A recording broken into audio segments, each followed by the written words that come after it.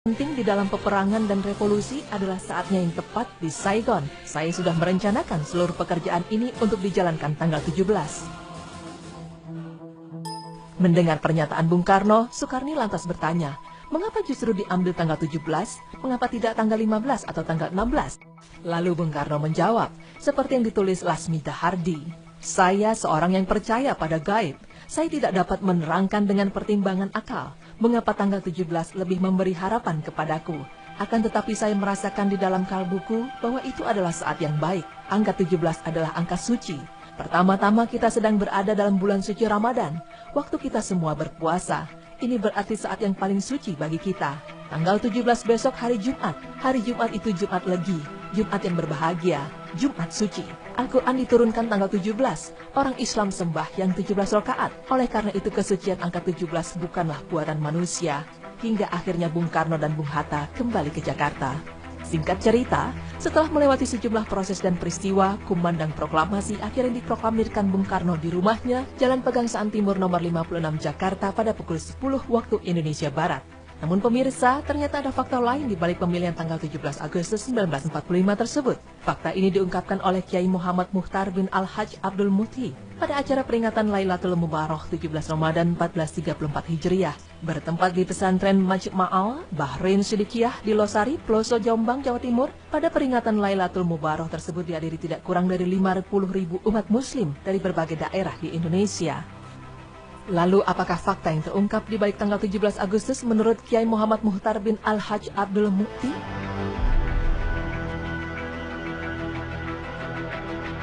Pemirsa, kurang lebih 5 bulan sebelum kemerdekaan bangsa Indonesia diproklamirkan oleh Dwi Tunggal Soekarno-Hatta pada tanggal 17 Agustus 1945, pendiri negara antara lain Insinyur Soekarno mencari ulama tasawuf yang mempunyai tingkat mukasafah atau inkisaf.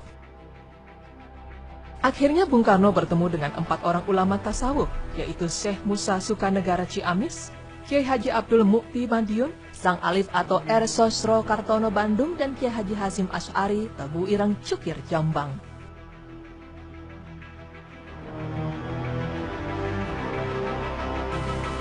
Kesimpulan dari pertemuan Bung Karno dengan keempat ulama tasawuf tersebut yakni, tidak lama akan ada berkat rahmat Allah besar turun di Indonesia di bulan Ramadan tanggal 9 dalam penanggalan Islam tahun 1364 Hijriah.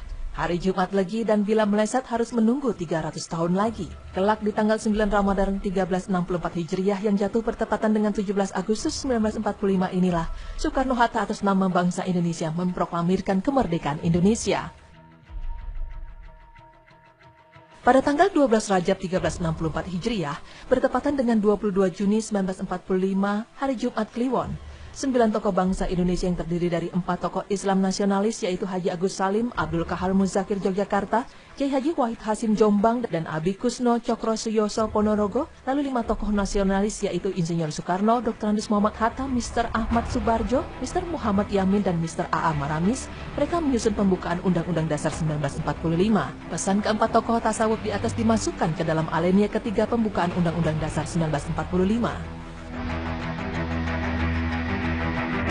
Isi pembukaan Undang-Undang Dasar 1945 alinea ketiga yaitu atas berkat rahmat Allah yang Maha Kuasa dan dengan didorongkan oleh keinginan luhur supaya berkehidupan kebangsaan yang bebas, maka rakyat Indonesia menyatakan dengan ini kemerdekaannya. Inilah kisah di balik pemilihan tanggal 17 Agustus 1945 sebagai hari kemerdekaan bangsa Indonesia yang belum banyak diketahui orang. Jadi kemerdekaan bangsa Indonesia itu atas berkat rahmat Allah yang Maha Kuasa. Namun banyak yang lupa atas berkat rahmat Allah yang Maha Kuasa ini, sehingga rasa syukur atas berkat rahmat Allah ini sering kita lalaikan.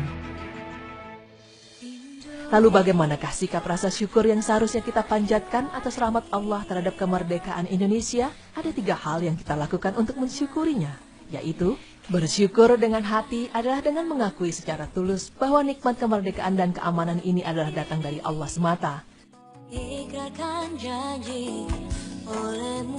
Bentuk syukur ini sangat penting karena hati adalah penggerak. Ketika hati benar-benar bersyukur dengan mengakui bahwa kenikmatan dari Allah, maka akan mudah bagi lisan dan anggota badan untuk menunaikan kewajiban bersyukurnya.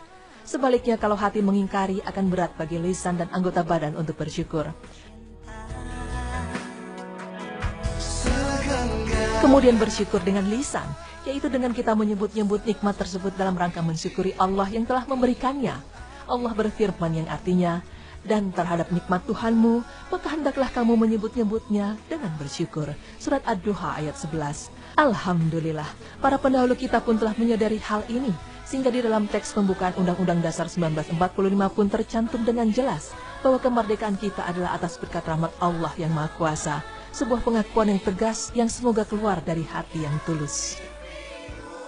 Mensyukuri dengan raga, ini adalah pengejawantahan terbesar, serta bukti dari rasa syukur kita terhadap nikmat kemerdekaan dan keamanan ini. Mensyukuri dengan raga adalah mengisi kemerdekaan kita dengan segala yang Allah perintahkan dan menjauhi segala yang Allah larang. Di antaranya adalah dengan menegakkan Islam pada diri-diri pribadi kita dan masyarakat kita. Kalau kita mau menengok kondisi negara-negara lain di luar sana, betapa banyak di antara mereka yang sulit mengumandangkan azan, sulit mencari makan halal, kaum muslimahnya sulit untuk berpakaian syar'i, sulit untuk menegakkan sholat berjamaah, bahkan untuk sholat sendiri pun sulit. Adapun kita, Masya Allah, Tabarakallah, amat mudah melakukan berbagai macam ibadah-ibadah, baik yang bersifat pribadi maupun berjamaah.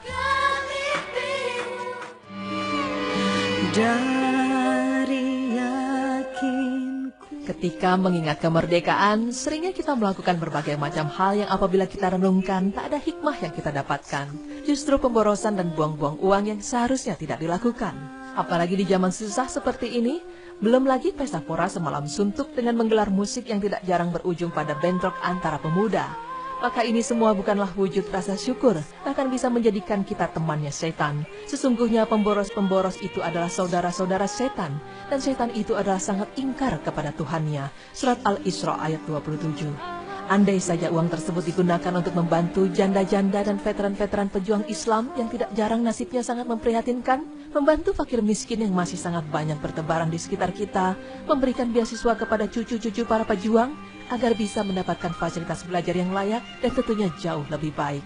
Kita memohon kepada Allah agar memberi kita petunjuk untuk senantiasa bersyukur kepadanya. Dengan hati kita, lisan kita, dan anggota tubuh kita, kita pun memohon agar Dia senantiasa memberikan nikmatnya pada kita dan jangan menjadikan musibah yang turun sebagai azab bagi kita. Amin ya mujibas sa'in.